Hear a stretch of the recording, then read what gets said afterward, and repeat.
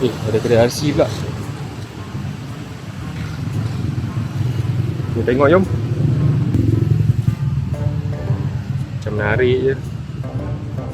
Jom saya bawa korang jalan tengok ada apa kedai ni. Okay, alright. Macam ada menarik.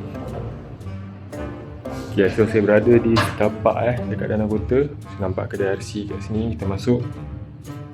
Jalan raya ni masih buka ni. Okay, jom kita jalan. Oh, merchandise pun ada.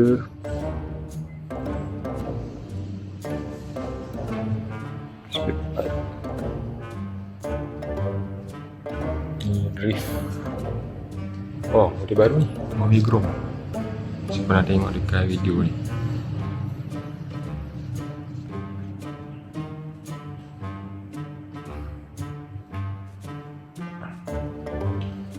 Lexus macam-macam ada.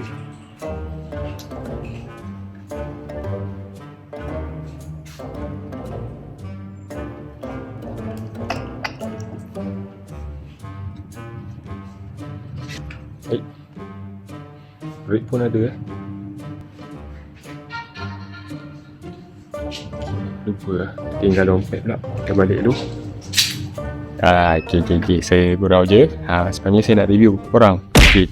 So kami di MSH RC Empire raya ni, hari ni kau tengok video ni kan, kita orang buka sampai Sabtu. Kalau korang nak balik kampung, masih nak beli RC hadiah untuk anak buah ke, cucu ke, atau beli sesiam untuk cucu yang nak datang rumah ke, tak ada masalah, boleh singgah sebab kami buka sampai esok hari Sabtu pukul 6 petang. Boleh datang lagi singgah, kita orang masih ada kat sini. Start cuti hari Ahad. So macam-macam ada, crawler ada, kalau nak beli toys pun ada. Toys pun murah kan. Macam ni pun ada promo lagi ni. Ni bawah 100, ni pun bawah 100, ni pun bawah 100 kalau ikan kecil ni.